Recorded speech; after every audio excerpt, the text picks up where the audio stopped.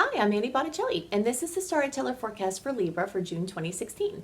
Go to my website, anniehelpsyou.com, see what's new on my blog. I write about astrology and lots of other topics. And while you're there, sign up for my free email newsletter and become part of my community and get perks. So what's going on in the month of June? We've got some things specific for Libra placements, which I'll talk about first. We've got two convergences of heavy hitting outer planets rather. And Mars going direct, which we'll talk about later as part of our list of general transits that are affecting everyone. So specifically for Libras, whether Libra's your sun sign or your rising sign, the early degree placements, and again the reminder, the early degree placements are the September born Libras up until about October 2nd, or the first 0 to 9 degrees if you're watching for your rising sign. The middle degree placements are around October 3rd through the 12th. And the late degree placements are from around the 13th through the end of the sign. The middle degree placements for your ascendant is like 10 through 19 degrees, and then the later degree placements for your rising sign are 20 to 29 degrees. I take the time to differentiate these because the early degree chart looks really different than the late degree chart, and it's notable. So I like to differentiate what is where and what's going where so that you can have more accuracy for you. So the early degree placement, so what I'm about to talk about, a lot of this energy is coming soon in this location for the rest of you. So early and some middle degree placements will have the Sun and Venus and the new moon in the 9th house. The Sun and Venus are going to be moving into the 9th house for the rest of the middle degree and later degree placements soon. It's just going to be staggered. It's going to take a little bit longer to get that focus there. So Venus in the 9th house brings harmony wherever it is. The Sun brings focus. The new moon brings opportunities. And what we're talking about is the 9th house. So the 9th house has to do with teaching, learning, institutions for doing such things, any outlet for teaching or learning. It has to do with spiritual studies or religious topics. It has to do with publishing, writing, speaking, international audiences, different countries, different cultures, different languages. So new energy coming for Libras in some area of what I just listed for the 9th house. The 8th house is strongly highlighted for all Libra placements in the month of June because the middle and late degree placements will have the Sun and Venus there and the new moon. But even the early degree placements still have Mercury there. So all Libra placements have something up in the 8th house, and the 8th house has to do with relationships with resources. There are two relationship houses or partnership houses. One is the 7th, that's one-on-one relationships. The 8th house is the second one, and the 8th house has to do with your resources, you and your resources with someone else and their resources. So borrowing money, lending money, investing, loans, debt, credit, inheritances, family money, spousal money, sweepstakes. It's also called other people's money. So that house is very strongly aspected. Whenever I see this type of lineup showing up in one of the partnership houses, it's important to talk about the fact that Venus will likely be bringing harmony and wonderful things. Most of this energy is just supremely positive in this house, whether it's the 8th house or the 9th house that's being highlighted. And the Sun carries a really positive energy as well. But the Sun is like a spotlight, and it amplifies things, and it shows you the nature of things. So if you put a spotlight into a room that didn't have as bright of a light, you see certain aspects about the room that you didn't notice before. And sometimes those are positive things, Sometimes you will notice that that spotlight is showing you things that you either didn't want to see or that you didn't see before and you don't really like them, right? So the Sun could bring up in either of these houses something that has to be worked on. And specifically for the 8th house, if you hear yourself saying, or you're thinking or you're feeling, my life would be great if someone else just did something, if they would just do this or not do this, then my life would be so much better.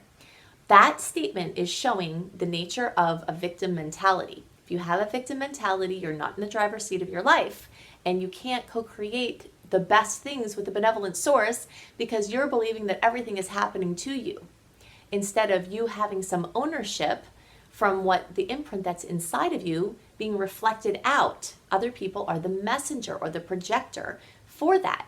So when the sun is in the 8th house, it's showing you, it's giving you a chance to improve all your relationships, and all you have to do is be more accountable. Now, Venus is there, so you might have improvements to your relationship without doing anything at all, which is cool.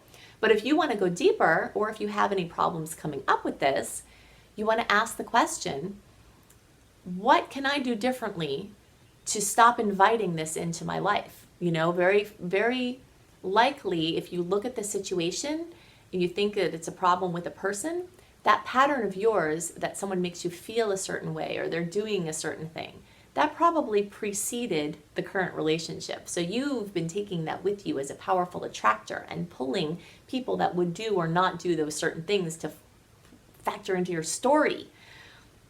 So you have a great opportunity to break right out of a matrix that has been limiting your experience and your happiness. You know, you get to really focus on the truth that happiness comes from inside of you, and you can adjust things within you with deep inner work that will change that experience. So the new moon is on June 4th, the new moon at 14 degrees of Gemini. If you haven't already watched my Making Your Wishes Come True video, I highly recommend that you search for that, Annie Botticelli, Making Wishes Come True. I talk about using astrological power periods and some manifesting principles to do this, and it's relevant to the new moon. And you have a date here on June 4th, new moon in Gemini, to make wishes. So the full moon is at 29 degrees of Sag, and it's on June 20th. Full moons bring completion, fruition. Sometimes they bring drama, sometimes they bring stress, sometimes they bring happy tears. So much emotion, but it's happy. The early, middle, and late degree placements all have a chance of having this in the 3rd house. The late degree placements, some of you might have it in the 2nd house, and the early and middle degree placements will definitely have it in the 3rd house. So some of you late degree are kind of on the line there. It could be in either or both the 2nd and 3rd house. So full moon in the 3rd house could be something comes to fruition, completion involving travel, short distance travel, or vehicles, or devices, or communication, or something involving a relative that is not your parents or kids, like siblings and step relatives and or step brothers and sisters and cousins and aunts and uncles. If you have to buy a new device and you can wait until July, it will probably be better, because even though as of June 8th, even the Mercury retrograde shadow period has passed, all of the rest of June until the 29th is covered in Mars retrograde, and Mars rules metal. You can check out my Mars retrograde video and blog on my website, anniehelpsyou.com. Click on blog, click on astrology, or search for Annie Botticelli Mars retrograde and see a full list of the do's and don'ts, avoids, and ways to master this transit. But in any case, it does rule metal, and all devices and all vehicles are metal, have a metal basis. So if you can avoid buying them in June, it would be better. If you can't, then get the extra warranty, have another set of eyes, look over what you're signing to, keep all your paperwork in case you have to return something or have a problem, something like that, And if you can wait until July, that would be better. There's much better stars there for that.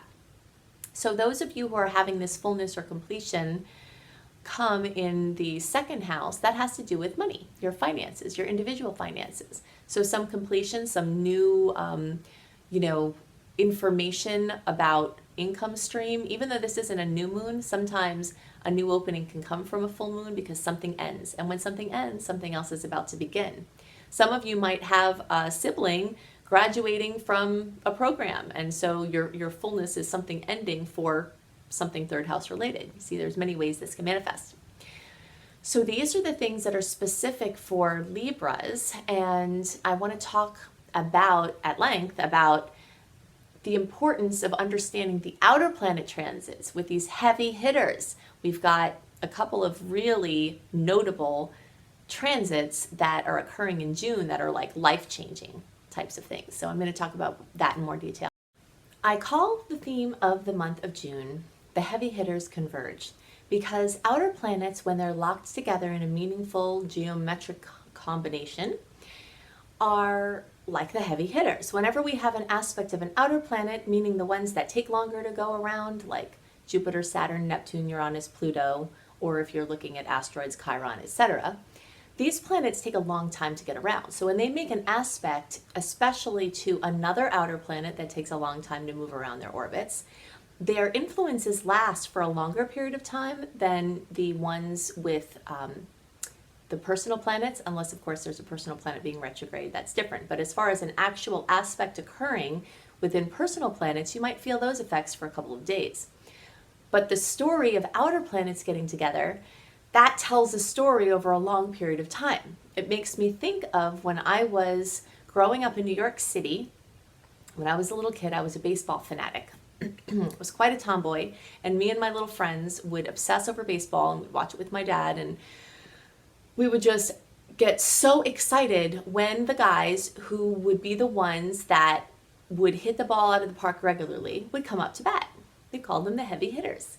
And you didn't know if this was going to be a time they were going to hit a home run, but the odds were more likely that they were going to hit a home run than anybody else. Everyone was just, waiting with excited anticipation, especially if there are men on base, And that's the energy of June as it relates to the heavy hitters in the cosmos, because we have two convergences of heavy hitters. The first one is between Saturn in Sagittarius and Neptune in Pisces. Now, this aspect is a square. A square is known to be a challenging aspect. I don't want you to fear squares, however, because sometimes it's a square that we need, or a point of conflict that we need to crack open something up to another level, It's like it's a point of conflict that from it, you can completely improve your life and your life experience. All transits, especially the challenging ones, show weak spots. So this transit will be no exception. Saturn in Sagittarius and Neptune in Pisces in a square, this happened in the beginning part of this cycle. It was the last days of November 2015 through December 4th of 2015. So the end of November, beginning of December of 2015 is when this happened first. It happens now for the second time, June 5th through June 18th, with the strongest point being on June 18th, but very strong for that whole time.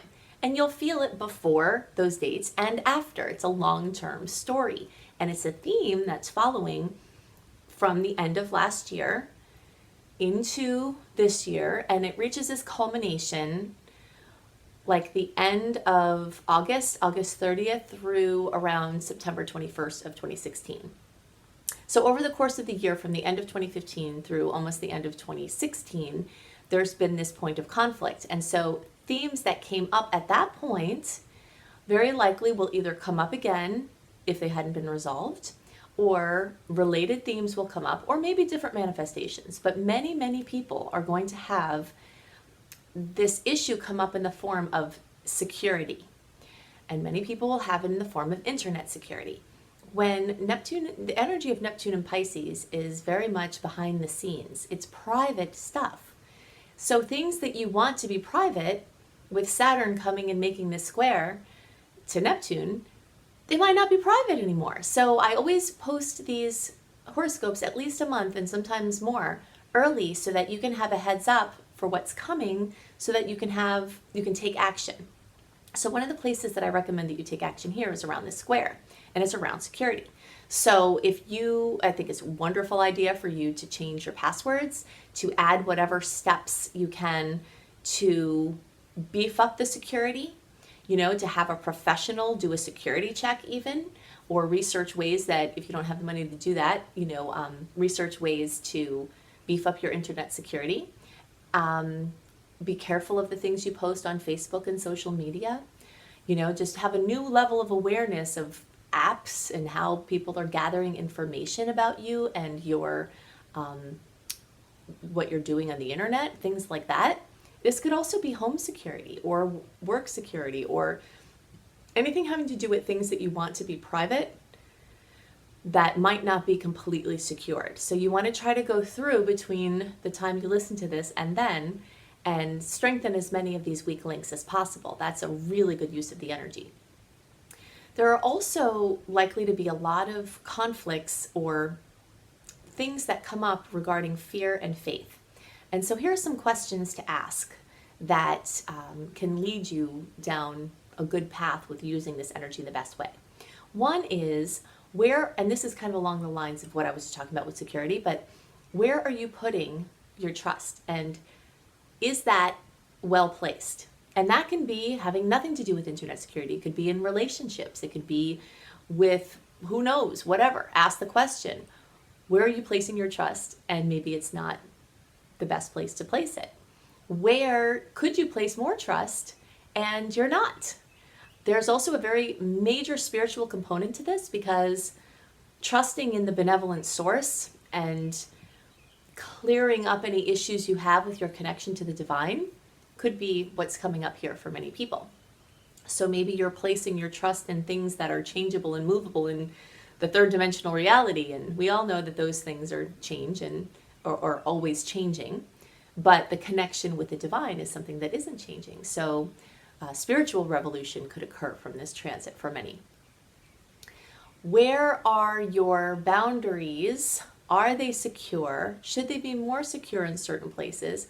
And should they be less secure in certain places? Sometimes we're putting up walls in places where we really want something to come in, you know? So this square can bring up all of those things. If you want more love to come into your life, if you want more money to come into your life, figuring out where you're putting up blocks to receiving those things is going to be relevant for many people. Of course, I always love suggesting inner work, because sometimes this boundary setting thing is not in our conscious control. It's very much in our unconscious program. And the only way that you can really get at those unconscious programs is by working on the unconscious level. One of the books that I talk about all the time that works very well for helping you to set healthy boundaries in places where you need them and take some extra walls away in places where you're trying to bring more in is a book called The Presence Process by Michael Brown. It's masterful for that. So you can look to see where your boundaries need to be bolstered and where you need to be a little bit more lax in certain places, things like that. It's like the showdown between reality and illusion, you know, and form and formlessness. So all the many ways that those conflicts can come up, this story has been brought up at the end of last year for special focus, and the story is getting stronger now, and it will reach its culmination at the end of August into September. So the next major convergence of heavy hitters we have, and this one I'm all smiles about, even though you know I'm going to make lemonade out of the challenging one and tell you how you can make the most of it, when there's a really great aspect like a trine, like this second convergence, which is between Jupiter in Virgo and Pluto in Capricorn, and I'm going to be really excited about that. So Jupiter in Virgo is very much about everything Virgo, expanding everything Virgo. And Virgo has to do with your health, your diet, your regimen, yoga, meditation, medical diagnostics. Many people have had major enigmatic health stories, and they're trying to, like a super detective, get to the bottom of what is happening with their health. And Pluto is the best ally in this, because Pluto goes deep into research. Pluto rules research. And Pluto in Capricorn is very practical. So having this trine, which is strongest between June 23rd and June 30th. And again, there's a story with this. It started in mid-October 2015. It happened the second time mid-March 2016. And now it reaches its culmination with this aspect at the end of June. So many people who have been on a wild health journey, you might have some massively good news, or at least massively enlightening news that can then put you in the direction for better health. Many people are going to see movement forward in the arena of health or diet or anything like that. If you are a person who has MS, autoimmune, any other kind of autoimmune things, inflammatory-based problems, colitis, anything involving inflammation, problems with your skin, anything that just seems like whatever you're doing to it, you're not hitting it at all. There's a couple of resources I'm going to recommend for your journey. One is a book called Medical Medium. Medical Medium is a Hay House book, and I'll put it in the link below this video. And it is very interesting. It's very different, and maybe some of you won't resonate with it, but many more people are going to have a lot of answers come here. But he's basically talking about how many of the things that are plagues for our time, from the health perspective, are actually based in virus. And I know that research that I've seen about cancer, they're finding more and more cancers are linked to viruses. So this isn't really very surprising, or metaphysical for that matter, even though the person who brings it is a medium, between worlds. The information is very much based in science from what I've been researching myself.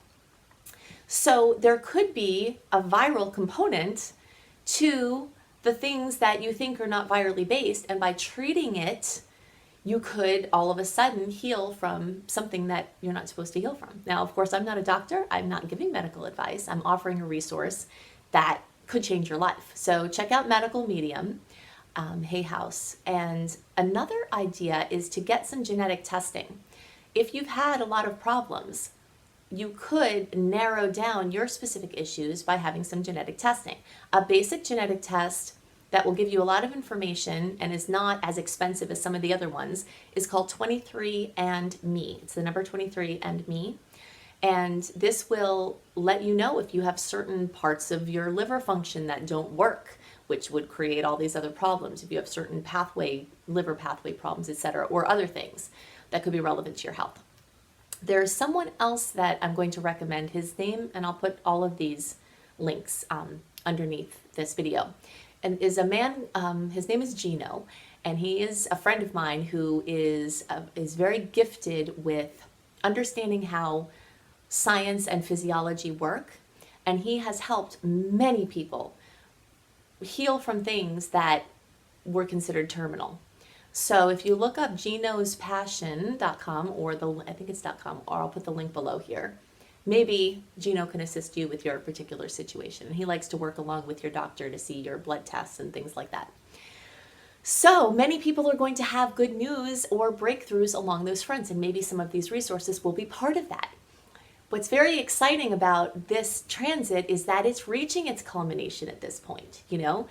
The previous transit we talked about, we're kind of still in the middle of that story, but this one is reaching this conclusion, and it's such a wonderful aspect. So other things that could come up here are things involving pets or animals, since Virgo rules those areas. Also involving your quality of work experience or daily experience. Virgo rules what you do every day, what your experience is like every day. So when you have Jupiter in Virgo, it's working on trying to make improvements in your day-to-day schedule. So if you look at your life and you say, oh God, I need to work less, Jupiter in Virgo can help you with that. If you're like, oh gosh, I don't have a job, I need to work more, Jupiter can help you with that. Whatever your subjective experience of improvement of your daily schedule is, Jupiter is working really hard to help you with that. And as of the time it went direct in May, those things started lighting up again. And now when it reaches this culmination of this activation with Pluto in Capricorn at the end of June, you could see some major improvements in your work-life balance, whatever you've got going on in your daily schedule. So that's really exciting. Also, many people will experience this trine with Jupiter and Pluto as bringing them advancements on the fronts of work, career, and life purpose. Because Pluto being in Capricorn, Capricorn rules work, career, and life purpose. So Jupiter being in a great angle there can help to accentuate, unblock, free, synergize, bring great juju to your work and career and life purpose areas of life. So that's another way that you might see this trine story reach a culmination at the end of June. Third piece that is very relevant is that on June 29th, Mars is going direct. If you've been listening to my reports for a while, I've been talking about Mars in its pre-shadow retrograde, in its retrograde, and now on June 29th, Mars finally goes direct. It has a pretty long shadow period on the back end. It will be in the post-shadow period until August 21st. But with every day that marches on past June 29th, you're getting more and more clear of it. So if you've got to launch something, do something new, if you've been waiting, July is your month to do that, and the first little bit of August, because then we're going to get into Mercury shadow again, and it's not going to be the time to launch things. There will be some even better stars for launching in the last 3 weeks of October and all of November and the first couple of days of December. That period of time at the end of the year is actually the most open than any we've had this entire year of 2016, because the other period we had, like February, March, and then this one in July into the beginning of August, those all have some influence of shadow, of retrogrades, of personal planets, even though there's some workable ground.